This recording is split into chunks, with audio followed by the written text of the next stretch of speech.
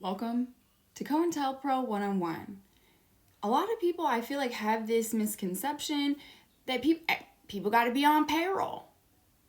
When, if you've studied the systemic power that exists in our country, the institutions and ideologies that we are conditioned to subscribe to, every American has a cop in their head.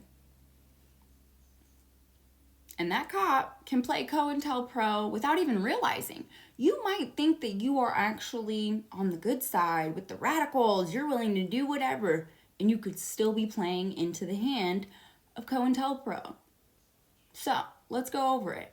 Tactics historically used by the FBI by way of Cointelpro and other law enforcement. Infiltration, psychological warfare, media manipulation, legal harassment, and provocation, smear campaigns, misdirection, sabotage, spreading false or negligent information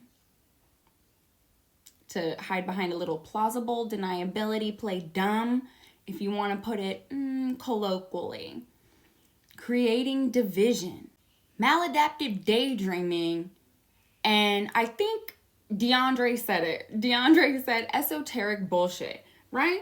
I can get pretty esoteric, but I like to stay in the tangible, the visual.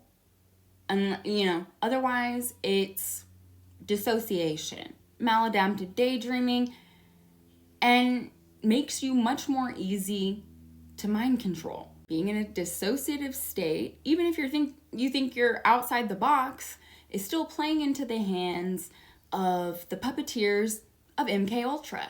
New episode on my Patreon, link in the bio. If you want an intro to that and, the truth behind that. No conspiracy, y'all. Fed jacketing is the number one tactic of any type of infiltration, agent of chaos, bad actor.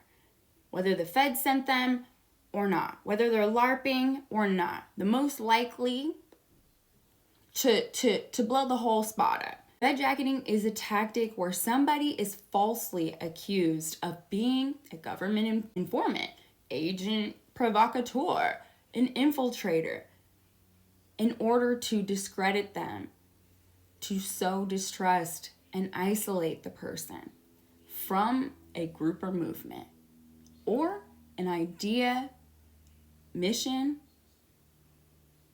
It's a strategy used by law enforcement, FBI and Cointelpro, or a paranoid and or power-hungry individual that's looking to eliminate a rival. Two things can be true, one or the other, same result.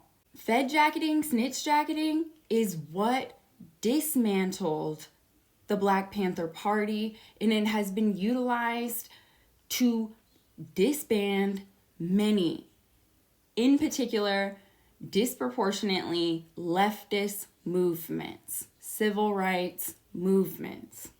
Geronimo Pratt was a high-ranking Black Panther who not only was fed jacketed, which led to his expulsion from the Black Panther Party, but then he was also framed, railroaded, made a political prisoner, falsely accused by the FBI for a unaliving in a robbery he had an alibi for.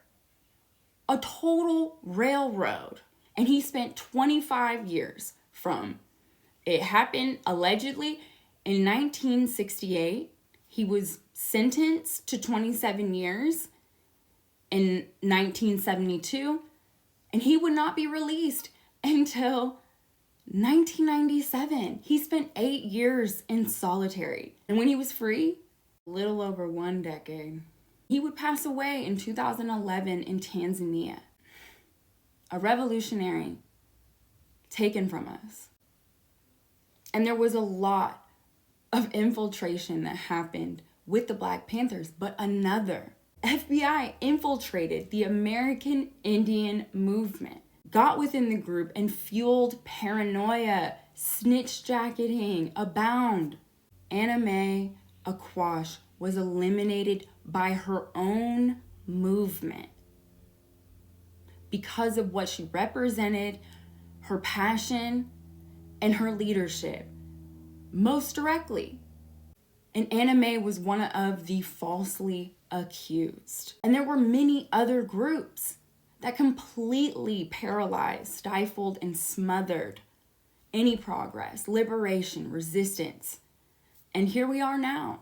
So for me, when I hear dog whistles, disinformation, people leaning towards one singular entity, getting stuck in this like binary thinking and not exploring paradoxical thinking, critical thinking, dialectical thinking. When you watch somebody going down or steering others with them down a self-destructive path, it's all signs that inventory needs to be taken.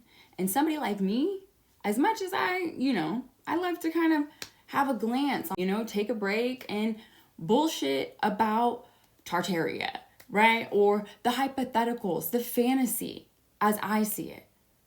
We can go back and forth about it, but whether it's real space or fake space, Middle Earth, flat Earth, it's all speculative to me. But it's a distraction at the end of the day, and it induces a dissociative state that I do not subscribe to. So I choose to look at systems of abuse, systems of power, cyclical behavior, real crime, corruption, things that I feel like allow us to do our own thinking. I'm going to say this is what I think, but we don't recruit in this club. If the exercise that I feel like I'm trying to be committed to is having all of us think more clearly, see things from another perspective. I think kind of differentiating between what I call critical theory and what is deemed conspiracy theory and really defining the difference. That's my next task, okay? So see you soon.